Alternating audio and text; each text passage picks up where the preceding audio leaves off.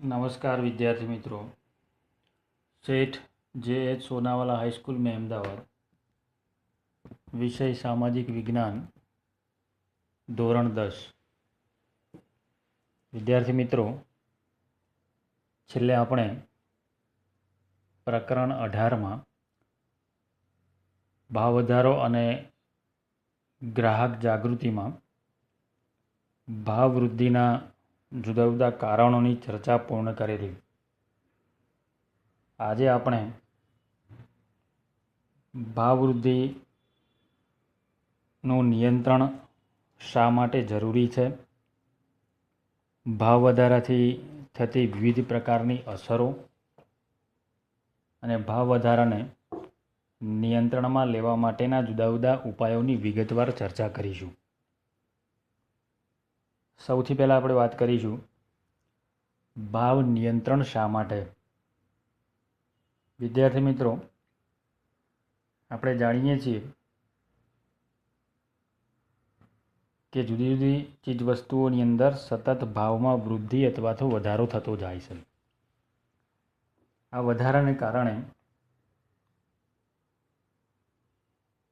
જીવન જીવવું સામાન્ય જનતા માટે ખૂબ મુશ્કેલ બન્યું છે।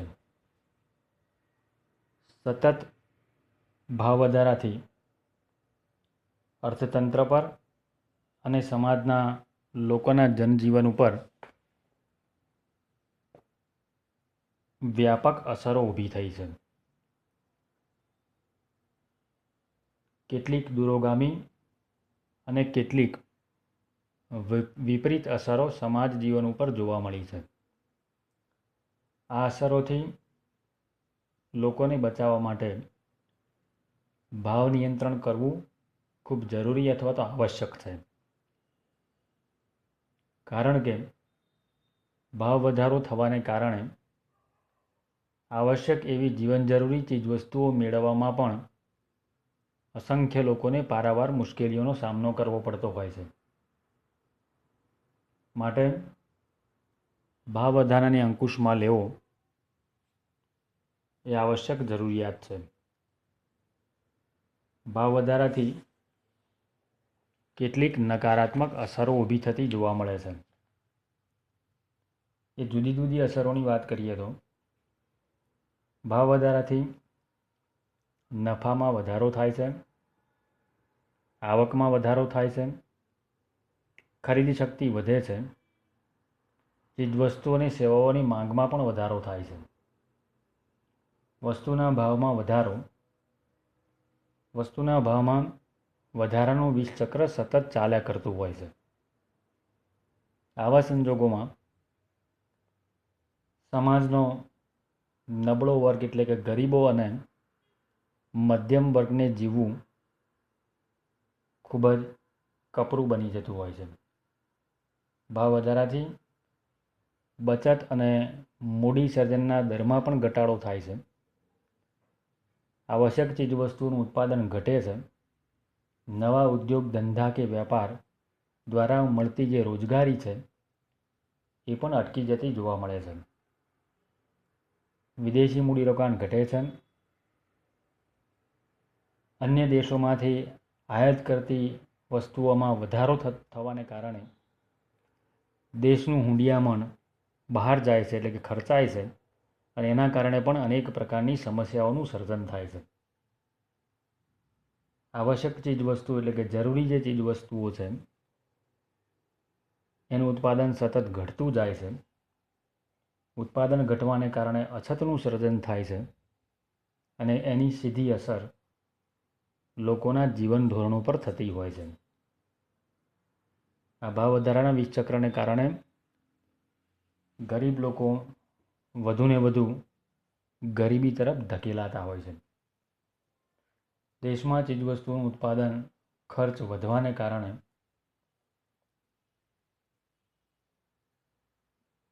એ ચીજવસ્તુઓ મોંઘી થતાં દેશની નિકાસી વસ્તુઓના ભાવ વધતા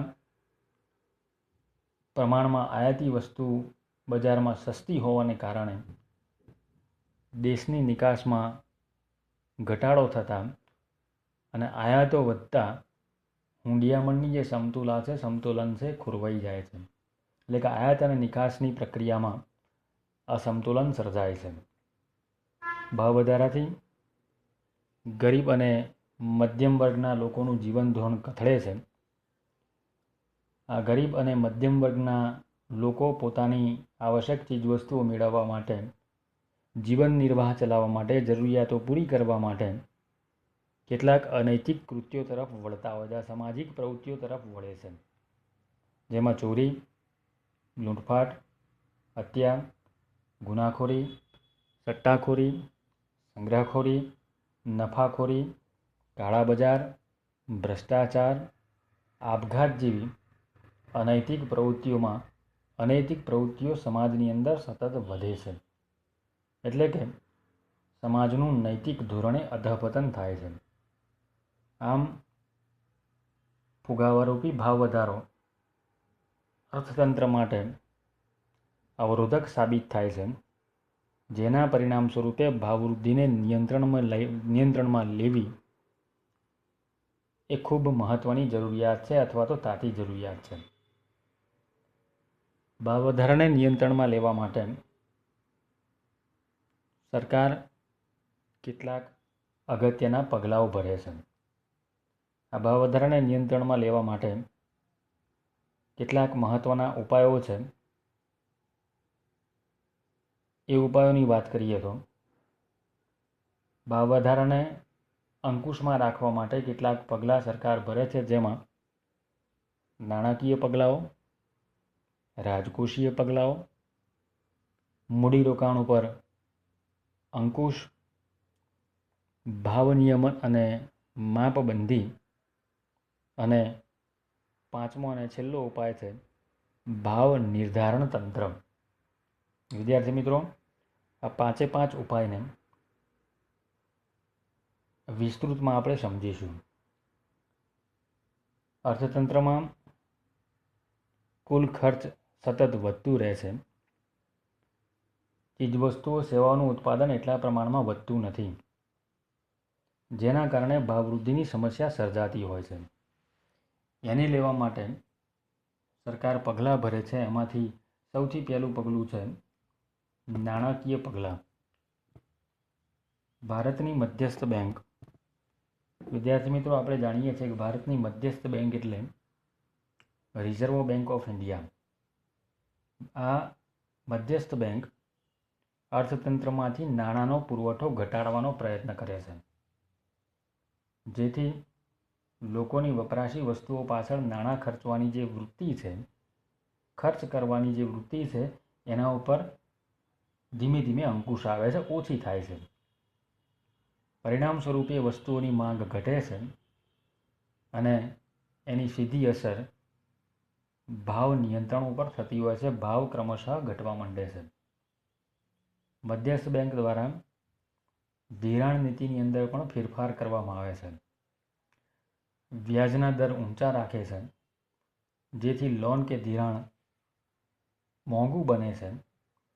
બિનજરૂરી મૂડીરોકાણ કે સટ્ટાકીય રોકાણ અટકે છે, તો સામે પક્ષે વ્યાજદર વધતા લોકોની બચત પ્રવૃત્તિઓની અંદર વધારો થાય છે, ડિપોઝિટોમાં વધારો થાય છે અને લોકો બચત કરવા માટે આકર્ષિત થાય છે, પ્રેરિત થાય છે. ભંડોળ પ્રાપ્તિના અભાવ એટલે કે નાણાંના અભાવને કારણે સટ્ટાખોરી, સંગ્રહખોરી જેવી અનૈતિક પ્રવૃત્તિઓ અટકે છે અને નફાખોરી પ્રવૃત્તિ ઉપર ધીમે ધીમે અંકુશ આવતો હોય છે. બેંક દરમાં વધારો થતાં વ્યાપારી બેંકોએ ધિરાણ દર વધારવો પડે છે. એ ધિરાણ દર વધવાને કારણે ધિરાણ એટલે કે લોનનું પ્રમાણ ઘટે છે. વ્યાજદર વધવાથી સટ્ટાખોરીમાંથી વધારાનું નાણું ખેંચાઈને અર્થતંત્રની અંદર ફરી પાછું બચત સ્વરૂપે પાછું મળે છે, પ્રાપ્ત થાય છે અને મૂડી સર્જનનો દર ધીમે ધીમે વધતો જતો હોય છે. બેંકોની રોકડ અનામતના પ્રમાણમાં વધારો થતાં વ્યાપારી બેંકોની શાખાઓ પર નિયંત્રણ આવે છે અને ધિરાણ ઘટતું હોય છે. ખુલ્લા બજારમાં સરકારી જામીનગીરીઓનું વેચાણ કરીને વ્યાપારી બેંકોની અને પ્રજાની રોકડ અનામતમાં ઘટાડો કરે છે. આમ વિવિધ પ્રકારના ઉપાયો દ્વારા લોકોના હાથમાં નાણાંનો પુરવઠો ઘટે છે, એટલે કે ઓછો થતો જાય છે. પરિણામ સ્વરૂપે વપરાશી ખર્ચ ઘટતા ભાવ ધીમે ધીમે અંકુશમાં આવતા જાય છે. એટલે કે સરકાર દ્વારા વિવિધ પ્રકારના નાણાકીય પગલાઓ ભરીને અર્થતંત્રમાંથી નાણાંનો પુરવઠો ઘટે, લોકો પાસે નાણાં ઘટે, સાથે સાથે બચત પ્રવૃત્તિ તરફ વળે એવા વિવિધ પ્રકારના ઉપાયો કરવામાં આવે છે કે જેથી કરીને ભાવને નિયંત્રણમાં મૂકી શકાય, અંકુશમાં મૂકી શકાય. બીજું પગલું અથવા તો બીજો ઉપાય છે રાજકોષીય પગલાં. વિદ્યાર્થી મિત્રો, રાજકોષીય નીતિ એટલે સરકારની જાહેર આવક અને ખર્ચ અંગેની નીતિ. કરવેરા વિષયક અને જાહેર ઋણની નીતિ. સરકાર પોતાના ખર્ચમાં શક્ય હોય ત્યાં સુધી મહદઅંશે ઘટાડો કરવાના પ્રયત્નો કરે છે. દેશના કુલ ખર્ચમાં ઘટાડો કરીને નાણાંનો પુરવઠો ઘટાડે છે. વિવિધ પ્રકારની યોજનાઓ પાછળ જે મોટો ખર્ચ કરવાનો હોય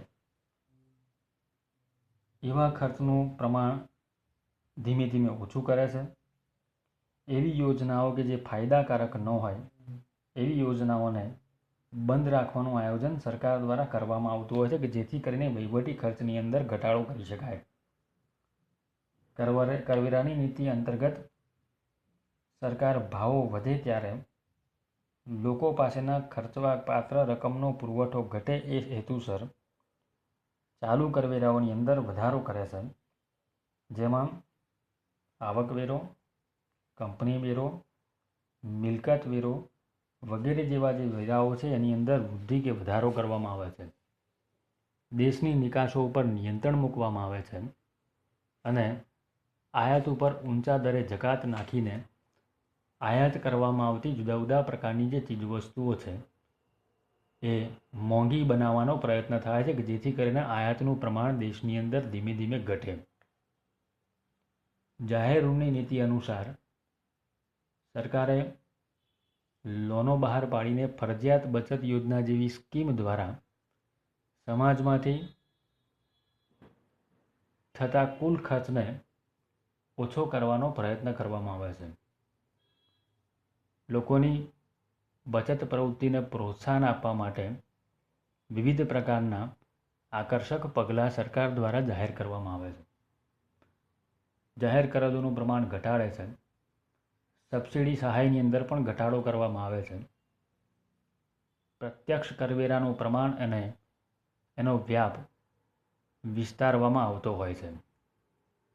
શ્રીમંત વર્ગના જે લોકો છે અને એ લોકો દ્વારા ઉપયોગમાં લેવામાં આવતી મોજશોખવાળી જે ચીજવસ્તુઓ છે એના ઉપર ખૂબ ઊંચા દરે કરવેરા નાખવામાં આવતું હોય છે, જેથી કરીને એનું ઉત્પાદન ઘટે અને આવશ્યક ચીજવસ્તુઓના ઉત્પાદનની અંદર સતત વધારો જોવા મળે. આમ આવા વિવિધ પ્રકારના રાજકોષીય પગલાં દ્વારા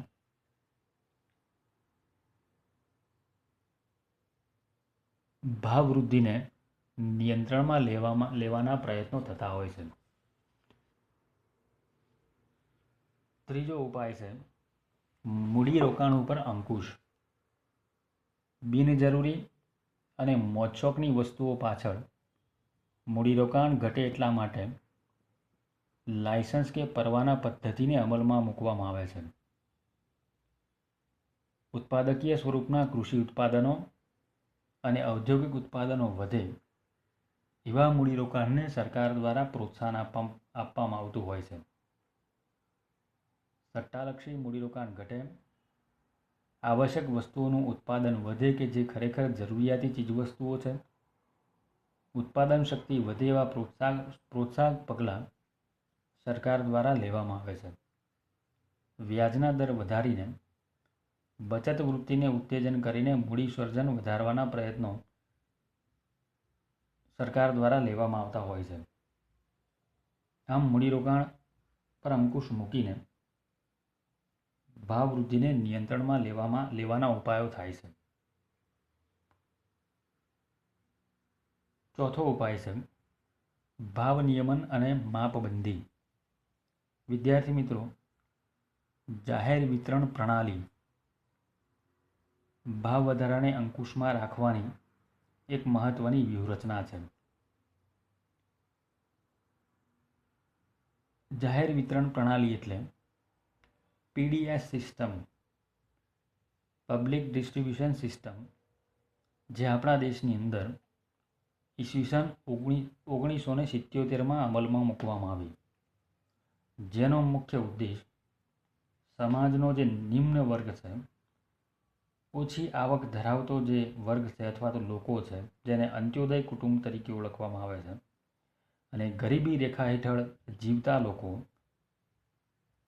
બીપીએલ કાર્ડ ધારકો, બિલો પોવર્ટી લેવલ હેઠળ જીવતા લોકો, એવા લોકોને આવશ્યક ચીજ વસ્તુઓ વ્યાજબી અને સસ્તા દરે મળી શકે એટલા માટે જાહેર વિતરણ પ્રણાલી અસ્તિત્વમાં મૂકવામાં આવી છે. આવશ્યક ચીજવસ્તુઓ વ્યાજબી ભાવે વ્યાજબી ભાવની દુકાનો દ્વારા ઉપલબ્ધ કરાવવાનો હેતુ આ જાહેર વિતરણ પ્રણાલીનો છે. આ અંતર્ગત આજે આપણા દેશમાં અંદાજે 4.92 લાખ જેટલી વ્યાજબી ભાવની દુકાનો છે. આ દુકાનોમાંથી વેચાતી વસ્તુઓના ભાવ ખુલ્લા બજારોની દુકાનના સરખામણીએ ખૂબ ઓછા અથવા તો નહિવત હોય છે. આ વાસ્તવિક ભાવ અને વાજબી ભાવની દુકાનોમાં વસ્તુઓના ભાવોમાં તફાવતની જે રકમ છે સરકાર દ્વારા ચૂકવવામાં આવતી હોય છે, જેને સબસિડી તરીકે ઓળખવામાં આવે છે. આવી વ્યવસ્થાથી ગરીબ અને નિમ્ન વર્ગને સરળતાથી આવશ્યક ચીજવસ્તુઓ પર્યાપ્ત માત્રામાં પ્રાપ્ત થાય છે. કૃત્રિમ અછત, સંગ્રહખોરી અને કાળા બજારમાં મનફાવે એમ ભાવ વધારાની પરિસ્થિતિમાં ગરીબોના જીવન સ્તરને ટકાવી રાખવા માટે જાહેર વિતરણ પ્રણાલી ખૂબ આશીર્વાદરૂપ સાબિત થઈ છે. આ પ્રણાલીને કારણે ભાવ વૃદ્ધિને અંકુશમાં રાખવાના પ્રયત્નો થયા છે. આ વ્યવસ્થાની સફળતાનો આધાર અનાજ વિતરણ અને વેચણીની વ્યવસ્થા માટે કુશળ અને કાર્યક્ષમ વહીવટી તંત્ર, ભ્રષ્ટાચાર મુક્ત તંત્ર, પારદર્શી વહીવટ અને પ્રામાણિક દુકાનદારો ખૂબ મહત્વનો ભાગ ભજવતા હોય છે. વહીવટીતંત્ર અને દુકાનદારો દ્વારા જ આ જાહેર વિતરણ પ્રણાલી ખરા અર્થમાં સફળ સાબિત થતી હોય છે. ત્યારબાદ ભાવ વધારાને નિયંત્રણમાં લેવાનો સૌથી છેલ્લો ઉપાય છે ભાવ નિર્ધારણ તંત્ર. વિદ્યાર્થી મિત્રો, સંગ્રહખોરીને, સટ્ટાખોરીને ડામવા અને આવશ્યક વસ્તુઓના ભાવને વ્યાજબી સ્તર સુધી ટકાવી રાખવા માટે અને સહેલાઈથી બજારમાંથી મળી રહે તમામ પ્રકારની ચીજવસ્તુઓ એટલા માટે સરકાર આવશ્યક વસ્તુઓના ભાવ નક્કી કરવાનું કામ કરે છે. વેપારીઓને એ જ નિર્ધારિત ભાવો એટલે કે નક્કી કર્યા ભાવોએ બજારમાં જે તે વસ્તુનું વેચાણ થાય એવો સરકાર દ્વારા આગ્રહ રાખવામાં આવે છે, જેથી કરીને આવશ્યક ચીજવસ્તુઓ તમામ લોકોને સરળતાથી અને સસ્તા દરે પ્રાપ્ત થઈ શકે. સરકારે ભાવ સપાટીને સ્થિર રાખવા માટે આવશ્યક ચીજવસ્તુઓ માટેનો ધારો ઈસવીસન 1955 અમલમાં મૂક્યો છે. જે વેપારી સરકાર દ્વારા નિર્ધારિત ભાવો મુજબ પોતાનો માલ સામાન વેચતો નથી, એની સામે આ ધારા હેઠળ કાયદેસરની કાર્યવાહી હાથ ધરીને દંડ કરવામાં આવતો હોય છે.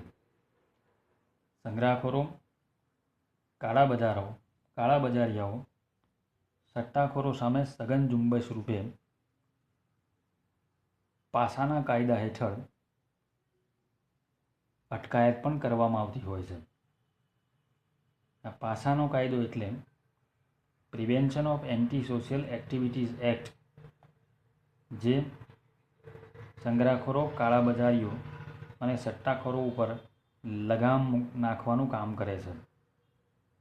ભાવવૃદ્ધિને અંકુશમાં લેવા માટે વેપારીઓના ગોડાઉનોમાં રાખેલ ચીજવસ્તુના જથ્થાનું નિયમન કરવું, સમયાંતરે એનું ચેકિંગ કરવું, સ્ટોક પત્રકો અને જુદા જુદા પ્રકારની ચીજવસ્તુઓના ભાવપત્રકો પ્રદર્શિત કરવા અંગેની કાનૂની જોગવાઈઓ આ કાયદા હેઠળ કરવામાં આવી છે. અને જો એનું ઉલ્લંઘન થાય તો એની સામે કડક શિક્ષાત્મક કાર્યવાહી કરવાના પ્રયત્નો આ કાયદા અંતર્ગત થયા છે.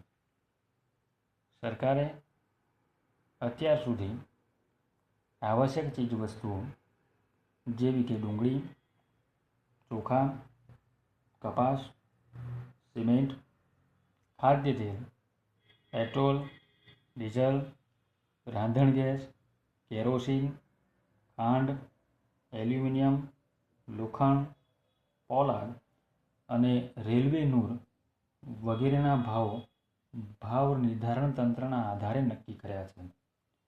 સાથે સાથે કેટલીક જીવનરક્ષક દવાઓના ભાવો પણ આ રક્ષણ હેઠળ બાંધવામાં આવ્યા છે.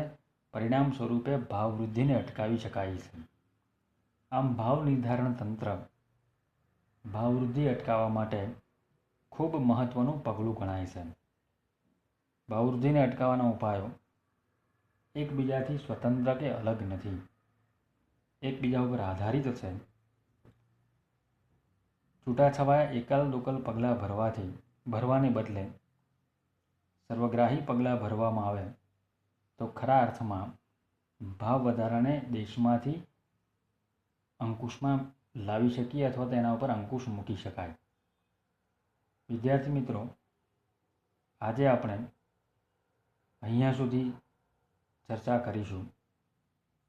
પ્રકરણના આગળના મુદ્દાઓની ચર્ચા હવે પછીના તાસમાં કરીશું. અસ્તુ. જય હિન્દ.